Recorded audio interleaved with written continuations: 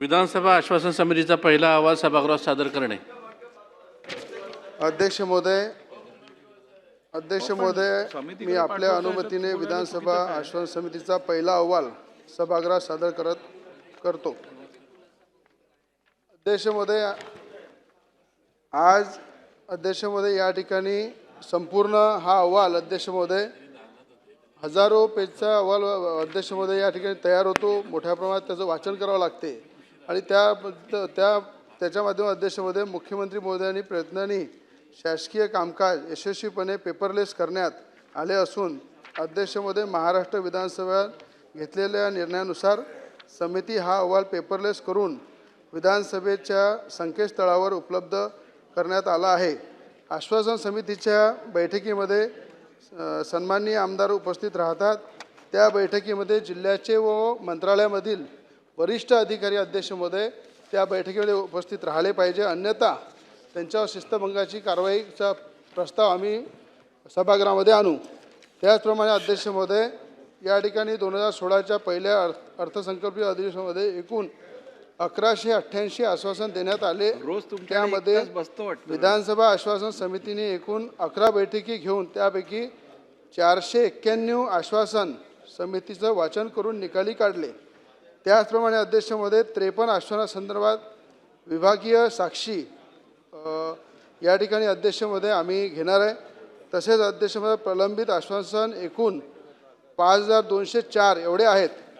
तसेच अध्यक्ष महोदय मुख्य सचिवांनी अध्यक्ष महोदय एका महिन्यामध्ये किमान या आश्वासनासंदर्भात प्रशासनाची एक बैठक घ्यावी.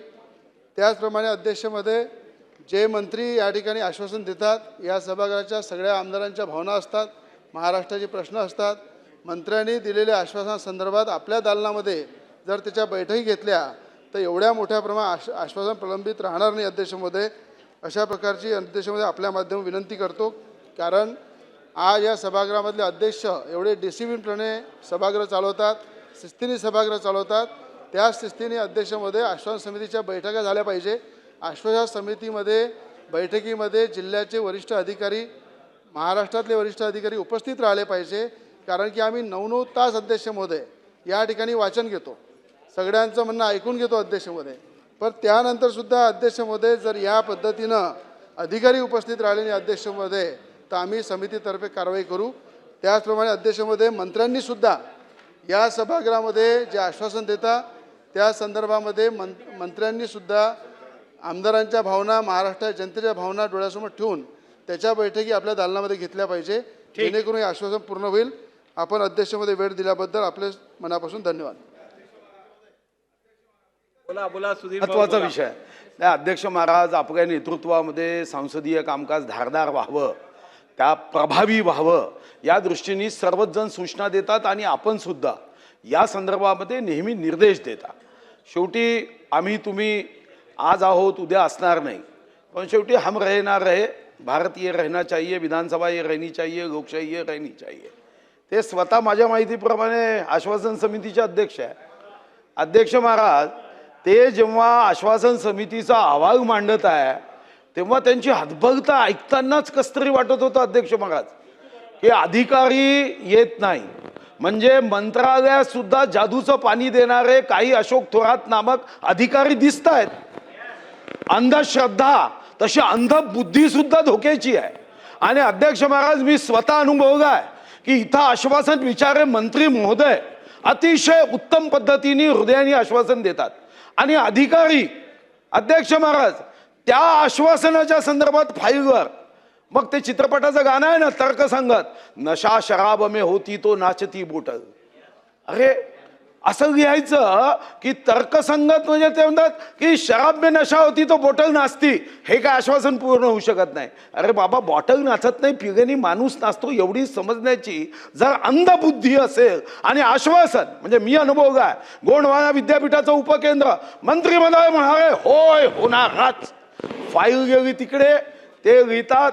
म्हणजे आम्हाला काही जनतेने चिंता करायला पाठवलं नाही, चिंता सर्व त्यांनाच आहे.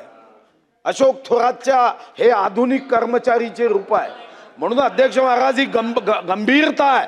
माझी आपल्याला विनंती आहे अध्यक्ष महाराज की सन्माननीय अध्यक्ष आश्वासन समिती. आणि इथंच नाही, आता एक नवीन पद्धत आली, तुमच्या लक्षात आणून देतो. आश्वासन इथं द्यायचं, आश्वासन समिती समोर अधिकारी मंत्र्यांना पटवतात. म्हणजे जसं अशोक थोरातच मंत्र्यांना फसवू शकतो असं नाही आहे, हे अधिकारी फसवतात आणि ते आश्वासन समितीकडे पत्र देतात की मी विधानसभेत दिलेलं आश्वासन हे मागे घेतोय. आश्वासन, आणि हे आश्वासन फक्त शब्दात नाही आहे, साक्षीदार. हे एवढे सर्व महान नेते आहे, छत्रपती शिवाजी महाराजांच्या समोर दिलेलं आश्वासन हे जर अधिकारी सांगत असतील की आम्ही हे पूर्ण करणार नाही, आणि अध्यक्ष महाराज आश्वासन समितीकडे पत्राचा गठ्ठा आहे, हे आश्वासन आम्हाला मान्य नाही, शेवटी राज्य कोण चालवतं?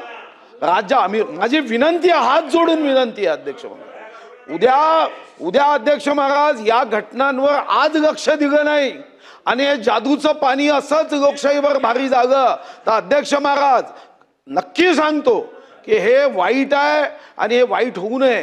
तर हे जे अध्यक्ष महोदयांनी मांडलं, तुम्ही सर्व गटनेत्यांची, तुम्हाला योग्य वाटत तर मला बोलवा, पण हे अस्त्र पुन्हा धारदार केलं पाहिजे.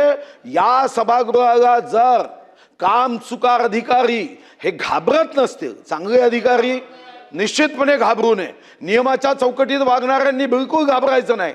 पण अध्यक्ष महाराज हे कामचोर असे जे अधिकारी आहेत अध्यक्ष महाराज, माझी हात जोडून विनंती आहे की तुम्ही हा निर्णय करू शकता, तुम्ही हा निर्णय करावा. आणि आग्रही भूमिका आहे. मग आमच्या आमदार राजू तोडसामनी हक्कभंग मांडला, तुमच्या हृदयातून एक आवाज आला पण येऊन थांबगा, तुम्ही तर हक्कभंग समितीकडे स्वीकारणार होते.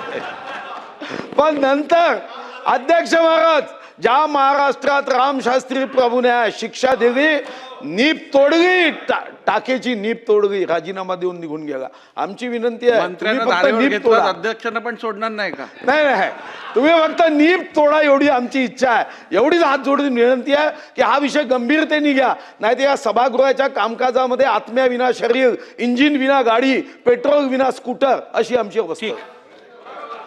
सन्मान्य देश विदेशातील प्रत्येक घडामोडींचे लाईव्ह अपडेट मिळवण्यासाठी आता साम टीव्हीच्या सर्व सोशल मीडिया प्लॅटफॉर्मला लाईक, फॉलो आणि सबस्क्राईब करा. तसंच सर्व नोटिफिकेशनसाठी बेल आयकॉन प्रेस करायला विसरू नका.